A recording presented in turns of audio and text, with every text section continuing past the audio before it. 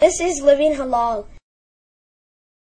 This is BBC Newcastle Radio for the North East. Let me introduce you to Mutah Beale, who's had an extraordinary life. For most of us in the North East, it's like something from a film or an episode of The Wire or something. Mutah, really nice to meet you. Thanks for coming in. Nice to meet you. Let's start at the beginning then, I guess. Where were you born? Where were you brought up? I was born in Newark, New Jersey, and I was raised in Irvington, New Jersey, which is twin cities. They neighbor cities from each other. At a very young age, around 14 years old, I moved to Los Angeles, California. Okay, and so those first 14 years of your life were spent in what kind of environment? I mean, compared with, you've just come through Newcastle now, you know, we've got bridges over a river, we've got museums, we've got, you know, decent housing, all that kind of stuff. How did that compare with your... over here? Growing up at a very young age, I seen tragic in my life. I was brought up into a life of crime and relatives that was into selling drugs, relatives that was into guns and stuff at a very young age, stealing cars, etc. My neighborhood was basically, it was the slums, you know? It was the slums. At the time, did you appreciate that? Did you know that? Or was it because it was all you knew? It was just, that was how life was? I figured that this is the way life is, you know, even though it was, we probably didn't have the most money as everyone else, and we probably lived in a neighborhood of crime, but at the same time, for me as a young kid, it was fun to live in a neighborhood like that because everybody knew each other, and the ghettos ain't what people think they are. You know, you have a lot of people that has a lot of respect for elders. You have a certain type of culture from the older people passing down to the young people. So this, for me, this was life, you know? This was life. Are there elements of that culture that you think we could learn from in our kind of culture? Because I mean, I'm a huge fan of The Wire, okay, and I don't know how ridiculous The Wire is compared to the kind of upbringing you had. Yeah, The Wire, to be honest, is when I watched it the other day, I happened to take a look at it, and it's actually is truer to what goes on in America, especially the cities in the East Coast, such as New York, New Jersey, and Philadelphia, is almost smack dead on it, you know? Right. Okay. Well, but the reason I like it is because it is such a foreign world for me. I mean, I don't come into contact with any of that kind of stuff. Wow. But there is an element of it, the sort of respect that's built in to the relationships that are on that show that I kind of wish we had in our life, actually, as well. That's the difference that I noticed out here. Even I was dealing with some of the people from the police station. We brought them to Los Angeles because they were saying that they have a problem with the gang, so we flew them to L.A., introduced them to some members of some of the most notorious gangs in Los Angeles, introduced them to some of the people that actually started these gangs. And when they went into the middle of the hood, into these neighborhoods, one of the things they noticed is that even the youngsters that might be thugs, they might be caught up in that street life, they had respect for the elders, you know. And they said that's something that's missing in this country of England. That I notice over here, when the youngsters want to be a gangster, the youngsters want to be tough, they don't respect no one. They talk back to the elders. The way we was raised, if we disrespect elderly people, the gangsters in the neighborhood will put hands on us, you know? So what happened when you were a kid? Because you had a pretty traumatic experience with your parents, didn't you? Yes, at the age of 3, my mother and father got murdered in front of me. I also got shot in the foot during the killing. It was one of them things, of course, as a youngster, you really don't remember. I really don't remember too much of the situation, but, you know, once in a while I can think about what happened. I can remember, like, seeing my mother lying on the floor. I can remember as a child, I went up to bite my mother on the chest because I thought she was asleep after they murdered her. You trying to wake her up? Trying to wake her up, yes, trying to wake her up. So it's you know, it's one of them things that happened from the wisdom of God. I never really felt sorry for myself because of it, because my grandparents, they stepped in and they did a great job with raising me and my brothers. Okay, well, we'll talk a bit about what happened next in just a tick. This is BBC Newcastle Radio for the North East. BBC Newcastle with Jamie Wilkinson. We've got Mutah Beale with us today, and fascinating story. You had a tough upbringing. You watched as his parents were shot and killed when he was 3. Grew up in poverty in the ghetto. And what happened as you grew older? I mean, I know you moved in with your grandmother. Yes. Just explain what happened over those, say, your teenage years. What happened growing up in the household with my grandmother as a teenager, most of my brothers and my cousins, if not all of them, they started to get into drugs. They started to be cocaine dealers in my neighborhood. And eventually I tried to follow them in their footsteps, and I remember going outside trying to sell cocaine for the first time, and I got arrested. And I remember my brother was laughing at me like, man, how you get locked up the first day you come out here? So that from that day on, I told myself that I would try to find another hustle, something else that I can do to keep myself busy and at the same time make some money. So I turned into writing raps. Whatever I would see outside, I would be able to go in my house and make a song out of it. at a very young age, man, I seen big money, guns and drugs coming in my household from my brothers and my cousin. So I had a childhood friend by the name of Yafeo who I lost contact with, and I ran into his mother, and she told me that he's the half brother of Tupac Shakur. And she said, in fact, they would be in New York City real soon. Why don't you go meet him? So when I went to New York, I met up with Yafeo, met Tupac for the first time, and the rest was history. Now, Tupac is quite a legendary figure now in the world of rap, isn't he? Definitely. And I guess huge in the States in terms of the legendary status of him. Definitely. What was that like, meeting somebody who had all that fame and, I guess, the fortune at the time and a completely different lifestyle? Definitely. When I met Pac, I met him, I just looked at him like a street person. I looked at him like a person from the hood that I was already able to relate to him because of his music. His music was very touching, and it reminded me of my life. And this is the type of music that I was into. So when he walked in the room, I never looked at him as if he was this big celebrity. I looked at him like another human being. He's from the hood. I'm sure he got some pain the same way I have some pain in me. And I started to speak to him on that level, just as a regular man, and we clicked right there. You know, Pac said that I want to help you, and eventually he kept his word. He put me in a group called the Outlawz, and ever since that, I've been on records that sold over 40 million records worldwide.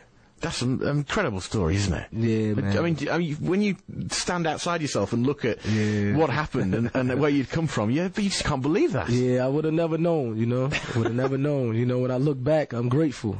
Definitely. Now, look, what I'm intrigued by then is that you find yourself in a world with money. Yes. Women, presumably. Yes. Probably some drugs yes, here and there. Course. And possibly guns, those kind of things. Of course, yes. Nice cars, all that kind of, all the trappings of success. Yes. Is it, despite all that, is it actually any better for you to be in that environment than it is to be back out on a corner trying to sell cocaine? I think, to be honest, the music industry and that type of lifestyle is a double-edged sword. Because myself, when I got involved into the music industry, one of the reasons why I did want to get into the music industry, besides expressing what I had in my chest, was also to escape that life that my brothers and my cousins and them that I seen all my life. But actually, that same life was waiting for me in the music industry. In fact, it was on a whole nother level, because now you got people that used to be from the streets.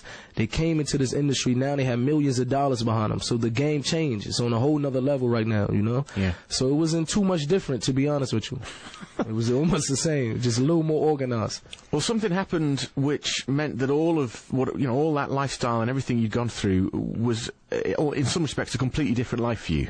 Definitely. Something happened. What was it? What was the turning point for you that made you take a completely different path in life? Basically, what happened when I got into the music industry and started to taste some of the success from the music industry, I noticed that when I got houses and I got cars, and I used to tell myself, this is the reason I'm leaving New Jersey for, this is the reason I'm leaving the hood, because I'm sure once I basically obtain that type of lifestyle, it would be the ultimate happiness.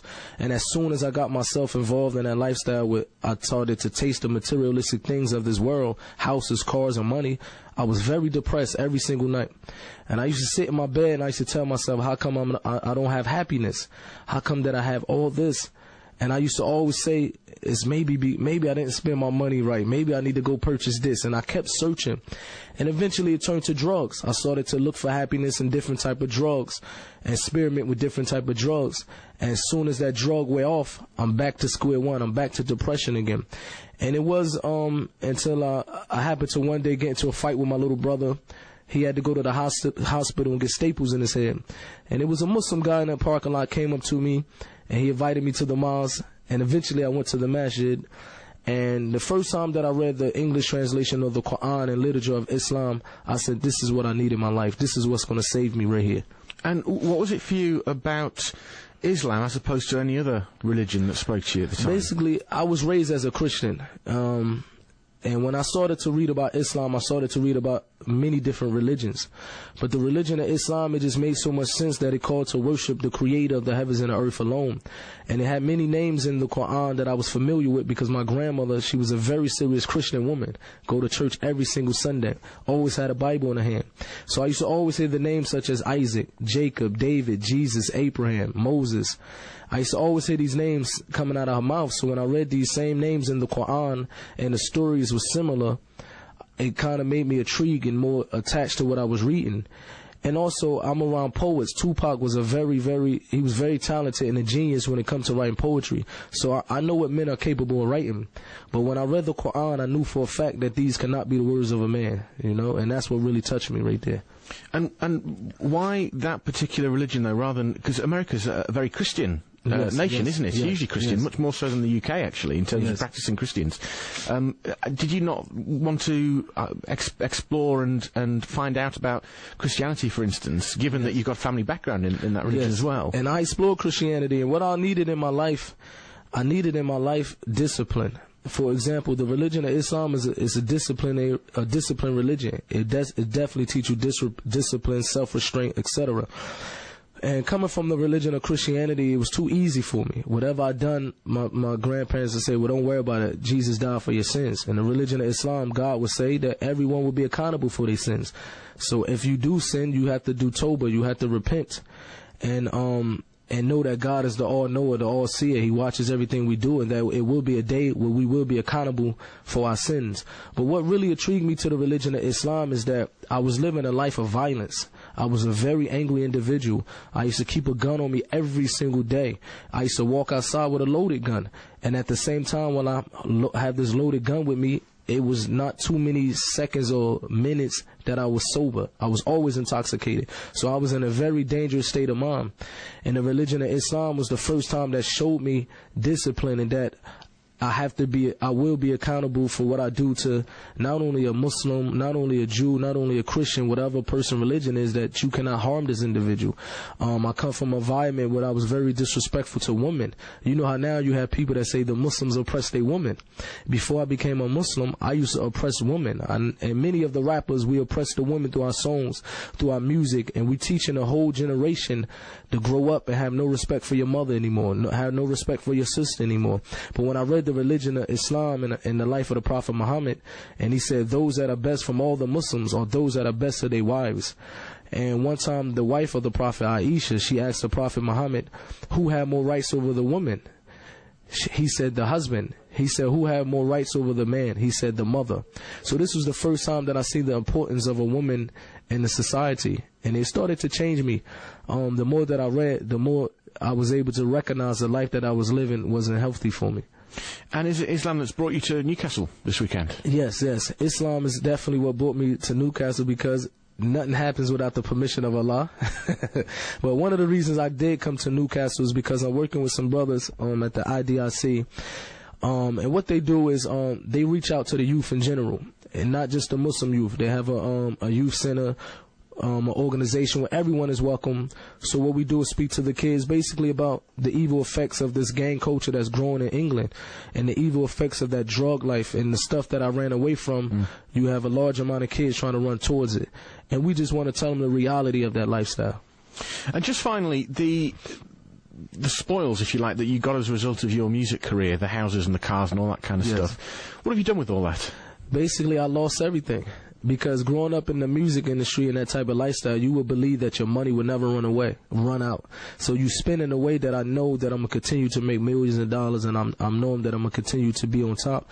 But eventually I mishandled all that type of stuff. I mishandled it in a way where it came out to my benefit, to be honest with you. At the end of the day, I was happy that I was able to walk away and get a fresh new start, because it made me more peaceful, and it took away the burden that I felt like I had on my back, you know? Mutah, it's been a real pleasure to meet you. The pleasure is great honour. Thanks a lot. Enjoy the Northeast while you're here. I know you're heading back this weekend, aren't you, to LA? Yes. I think you'll come back to Newcastle. It's better. Nice to speak to you. Thanks ever so much. Thank you, buddy. This has been a presentation of livinghalal.com. All rights